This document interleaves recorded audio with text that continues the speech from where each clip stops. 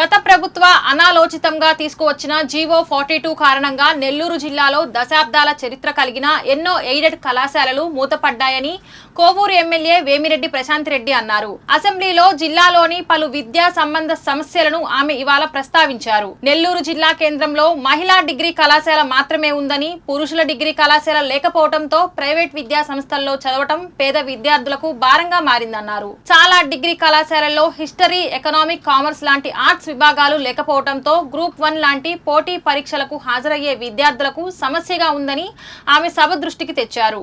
జిల్లాలో ప్రభుత్వ ఇంజనీరింగ్ కళాశాల లేదని, గత ప్రభుత్వ నిర్లక్ష్యం కారణంగా ఏర్పాటు కాలేదన్నారు. విక్రమసింహపురి యూనివర్సిటీలో ఇంజనీరింగ్ ఫార్మసీ కళాశాలలను ఏర్పాటు చేసిన జిల్లాలో ప్రభుత్వ విద్యారంగాన్ని బలోపేతం చేయాలని ఆమె విద్యాశాఖ మంత్రి నారా లోకేష్ ను కోరారు. దీంతో ఆయన సమస్యల పరిష్కారానికి హామీ ఇచ్చారు. అధ్యక్ష, ధన్యవాదాలు అధ్యక్ష.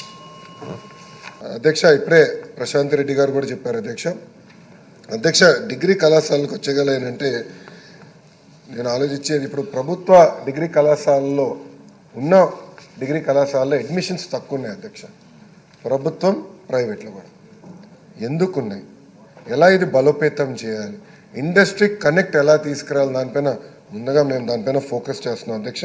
సో గౌరవ సభ్యులు చెప్పినట్టు ఆ డిగ్రీ కళాశాల డీటెయిల్స్ కూడా నేను తీసుకుని ఏం చేయాలో అది వీళ్ళు వర్క్ ఇట్ అవుట్.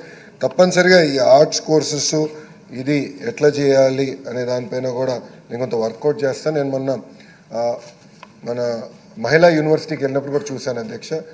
అక్కడ ప్రత్యేకంగా ఈ ఆర్ట్స్ కోర్సు అడ్మిషన్స్ తక్కువ ఉన్నాయి, మళ్ళీ అక్కడి నుంచి ప్లేస్మెంట్స్ కూడా తగ్గినాయి. సో అక్కడ వైస్ ఛాన్సలర్స్ కూడా నేను డీటెయిల్గా డిస్కస్ చేశాను అధ్యక్ష.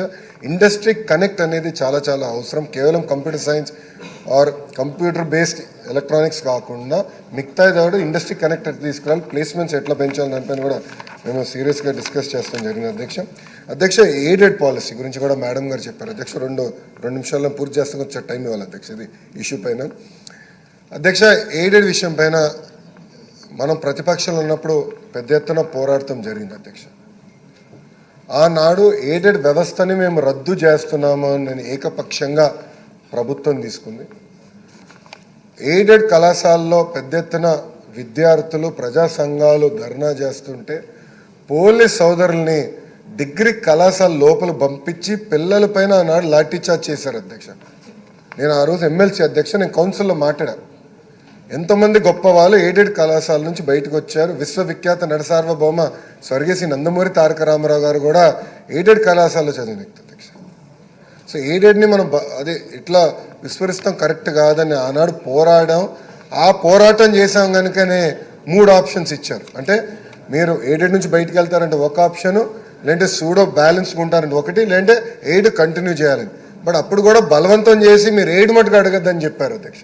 సో దీనికి కూడా శాశ్వతమైన పరిష్కారం చేయాల్సిన అవసరం ఉంది. దానిపైన మేము డిస్కస్ చేస్తున్నాం. ఎయిడెడ్ కాలేజ్కి ఒక పాలసీ తీసుకురావాలి. ఎందుకంటే అధికారులు కూడా ఎక్కువ సమయం ఈ కంటెంప్ట్ ఆఫ్ కోర్టుకి వెళ్తున్నారు. ఆ పరిస్థితి వచ్చేసింది. ఎందుకంటే ఎయిడెడ్ అంతా గందరగోళం అయిపోయింది వ్యవస్థ. ఒక పాలసీ లేదు, ఇంకో పాలసీ తీసుకురావాలి లక్ష్యంతో మన ప్రభుత్వం పనిచేస్తుందని గౌరవ సభ్యురాలు తెలుపుకుంటూ అధ్యక్ష, ఇది యూనివర్సిటీ వేకెన్సీస్ గురించి కూడా మేడం గారు ప్రస్తావించారు. నేను ప్రిపేర్ అవ్వలేకపోయినా నాకు ఉన్న ప్రిలిమినరీ ఇన్ఫర్మేషన్ పైన అధ్యక్ష, యూనివర్సిటీలో అసిస్టెంట్ ప్రొఫెసర్స్, అసోసియేట్ ప్రొఫెసర్స్ చూస్తే టోటల్ శాంక్షన్ పోస్ట్ 4330, దాంట్లో working 1048, vacancies 3282 as of today vacancies అని 1 మ్యాన్ కమిటీ రిపోర్ట్ వచ్చిన వెంటనే ఆ వేకెన్సీస్ మేము ఫిల్ చేస్తాము. అంతేకాకుండా చిన్న కోర్టు కేసులు కూడా ఉన్నాయి. అది త్వరితగతిగా ఆ కోర్టు కేసు కూడా మేము రిజాల్వ్ చేసుకుని తప్పనిసరిగా ఈ వేకెన్సీస్ ఫిలప్ చేస్తాం అధ్యక్ష. ఎందుకంటే ఈ వేకెన్సీస్ కూడా NIRF ర్యాంకింగ్స్ మన ప్రభుత్వ విశ్వవిద్యాలయాల్లో ఇంప్రూవ్ అవ్వాలంటే ఈ వేకెన్సీస్ కూడా భర్తీ చేయాల్సిన బాధ్యత ఉంటుంది. ఇది తప్పనిసరిగా చేపడతామని గౌరవ సభ్యులకు చెప్పుకుంటూ నేను సెలవు తీసుకుంటున్నాను అధ్యక్ష.